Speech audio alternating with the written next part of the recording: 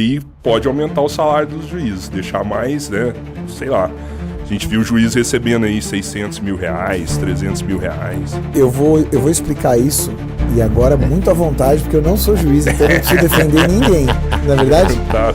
Mas, cara, ninguém, vocês nunca ouviram alguém falar o que eu vou falar aqui agora.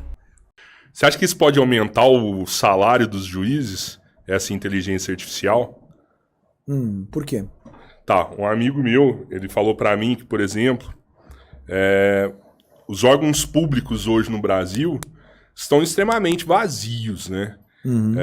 Antigamente você fazia prédios gigantes, né? Lotado de funcionário, de faxineira, de copeiro, né? Essa galera não tá lá mais. Sim. Hoje, o processo digital, internet, facilitou tudo. Todo mundo trabalha dentro de casa, são menos pessoas. É verdade. Só que os nossos impostos que eram recolhidos, eles eram recolhidos para construir esses prédios. Que hoje não são construídos mais, porque tá tudo aí e, na verdade, tá vazio, nem precisa mais. Eu concordo. Mas os impostos continuam sendo recolhidos. E o judiciário recebe uma porcentagem desses impostos. Vamos falar disso. Só que aí, com a inteligência artificial, vai reduzir mais ainda o serviço prestado e vai sobrar mais dinheiro ainda. E isso aí pode aumentar o salário dos juízes, deixar mais, né, sei lá. A gente viu o juiz recebendo aí 600 mil reais, 300 mil reais. Eu vou explicar isso, e agora muito à vontade, porque eu não sou juiz, então eu não preciso defender ninguém, não é verdade? Tá. Mas, cara, ninguém... vocês nunca ouviram alguém falar o que eu vou falar aqui agora. Porque o juiz não vinha aqui se expor, e quem não é juiz não sabe o que está acontecendo. Então vamos começar do macro para o micro. O Poder Judiciário brasileiro é o mais caro do mundo. 1,5% do PIB. Nenhum país do mundo gasta 1,5% do PIB com o judiciário. Temos um problema. Sim. 80 milhões de processos. É o maior número de processos do mundo também. Disparado. 80 milhões. Ainda mais considerando que nós temos 200 e tantos milhões de habitantes. Então tem um problema de demandismo aqui no Brasil que tem que ser resolvido. Aí tem um determinado número de juízes, um determinado número de funcionários que ajudam o juiz, né, que eles chamam de servidores, e toda essa estrutura física gigantesca que você falou. A tecnologia, ela vem sim para desmaterializar, no meu modo de ver, a justiça.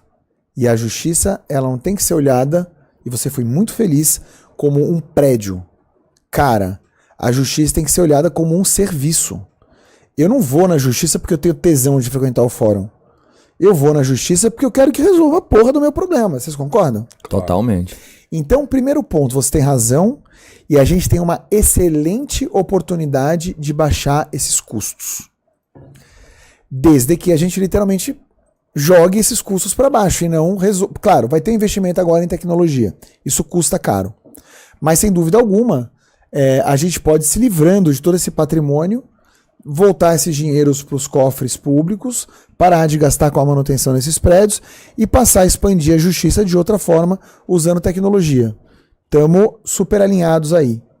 Onde só eu acho que a gente tem que separar o joio do trigo.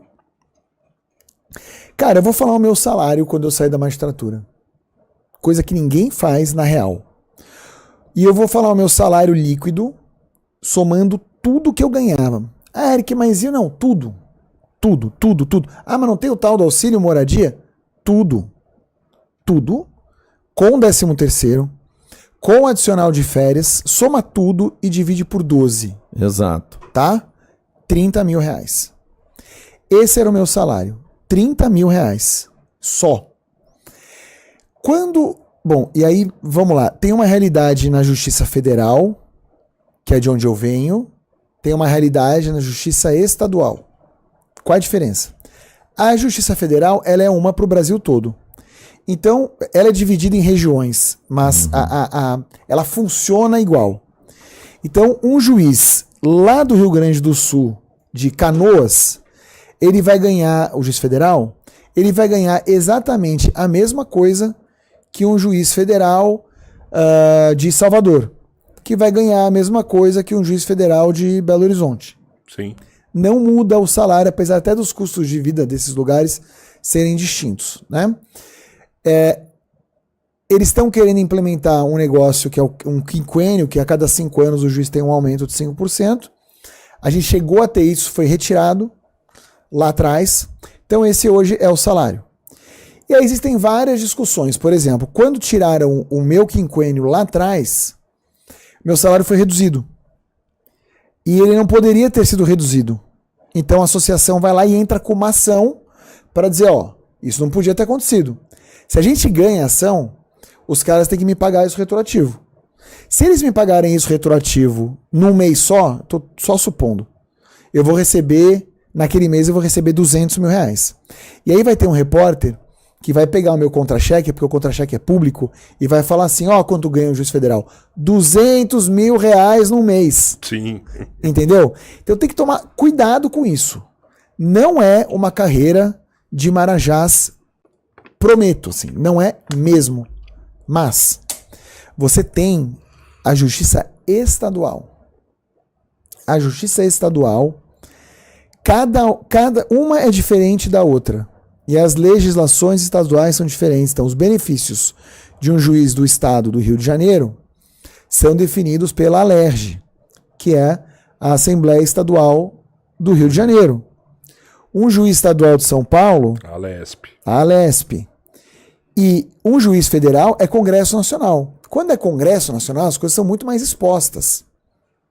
Então eu tendo a dizer, não frequento os tribunais estaduais, que em alguns tribunais, sim, existe uma assimetria de ganhos de juízes quando comparados com juízes federais.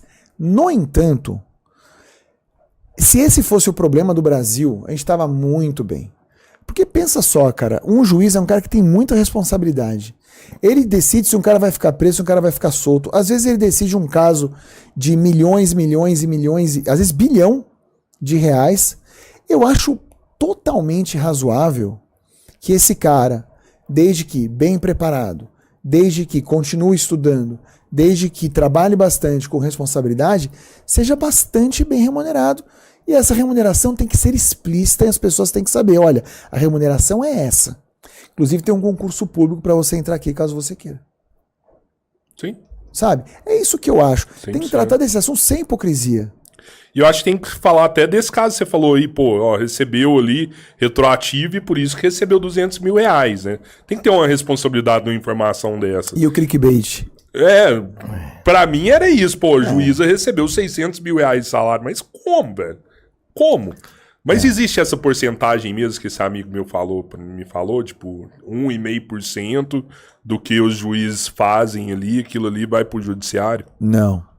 O que existe é o seguinte, o judiciário tem um custo pago pelo Estado, muito mais do que pelas partes que vão a juízo, porque as custas no Brasil, elas são muito baixas.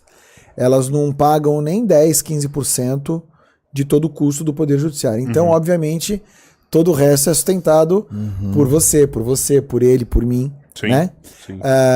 Que dá 1,5% do PIB. O que acontece? Em algumas justiças estaduais, as custas judiciárias vão para um fundo que serve para o tribunal. Eu tenho que tomar muito cuidado para falar isso, porque eu não estou lá dentro para saber o detalhe, né? Dar alguns benefícios para os juízes. Então, por exemplo, o tribunal fornece carro para os magistrados, coisa que cada vez acontece menos. E eu acho que não tinha que ter. Eu acho que você dá um salário muito bom e o cara compra o carro dele, se inclusive ele como... escolha esse arte. Inclusive isso. com motorista, se ele quiser, tá tudo bem, né?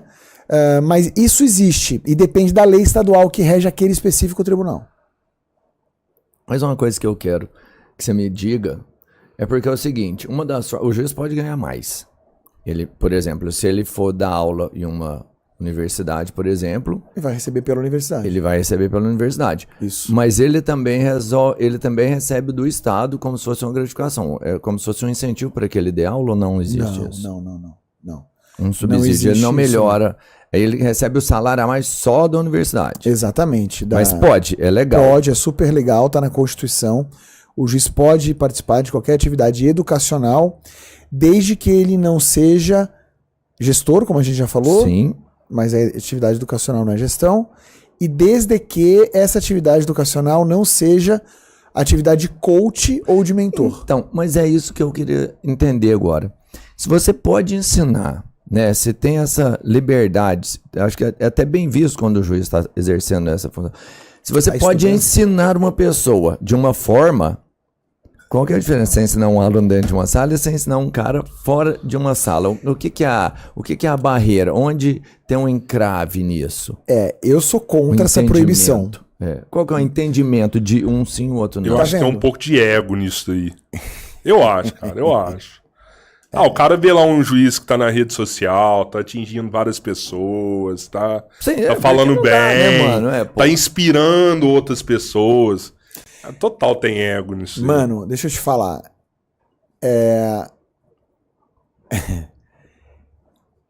Eu, Eric, não posso falar um A dos meus colegas. Claro, pode ser que tenha um monte de gente falando mal de mim que eu não sei. Sim. Mas eu, na minha saída, na minha transição, as pessoas me apoiaram muito. E gostavam do trabalho que eu fazia ainda quando eu era juiz. No entanto, eu acho que rola um pouco isso que você falou, sim. E acho que rola uma necessidade de controle dos órgãos superiores que têm uma visão mais tradicional de poder judiciário. E nessa visão mais tradicional, quando você é um pouco diferente, cara, o diferente incomoda, não incomoda? Sempre. Vocês já perceberam isso, né? Sempre. O diferente incomoda. Então acho que teve um pouco isso, e acho que tem uma questão também histórica na justiça que é assim. Quer ver só? Começou a pandemia. Foi todo mundo pro online. Voltou da pandemia. Cara, muitos juízes, eu inclusive, começaram a trabalhar mais remotamente do que na justiça. Porque o advogado, ele prefere marcar um Zoom com você e não ter que sair do escritório dele, do que ir lá despachar um processo. Pô, às vezes inclusive em outro estado. Então isso deu uma democratizada legal, foi bom para todo mundo. Isso é uma coisa. E aí, às vezes tem uma audiência complicada, você vai lá fazer audiência, ou então você combina, olha, 2 vezes por semana eu vou estar aqui porque eu tenho que reunir a minha equipe, que o contato também, pessoal, a gente sabe, é importante. Isso é uma coisa. Outra coisa é esse juiz falar o seguinte, beleza, então sabe o que eu vou fazer agora? Agora eu vou morar em Orlando. Vou ficar em Orlando, fazer as minhas coisas de Orlando e foda-se a justiça. Pô, eu não acho isso legal. E como sempre tem alguém que extrapola, qual que normalmente é a reação dos órgãos reguladores? Vão proibir tudo. Sim. Então agora volta todo mundo e fica todo mundo aqui presencial e a audiência tem que ser sempre com o juiz lá na unidade jurisdicional. Eu já não acho legal. Porque não é racional. Porque gera mais gasto. A gente volta para a questão dos prédios físicos. O próprio juiz tem um tempo de deslocamento. Então eu morava no Leblon, no Rio de Janeiro. Era juiz em Niterói. É 1h30. Nessa 1h30 eu não podia estar dando sentença? Pô. Né? Então, com a questão do coach, foi a mesma coisa. Alguém abusou um pouquinho e possivelmente não estava fazendo seu trabalho bem feito. E aí o órgão regulador foi lá e falou assim, ó, não pode mais. E junta um pouco, acho que um pouco de tudo que a gente está falando aqui. Vale para um, vale para todo mundo. Tem que ser feito. Exato. Então não é muito racional, é mais uma reação estilo tiro de Bacamarte, assim, sabe? Eu vou dar um tiro e vai pegar em todo mundo. É errado, mas é o que acontece.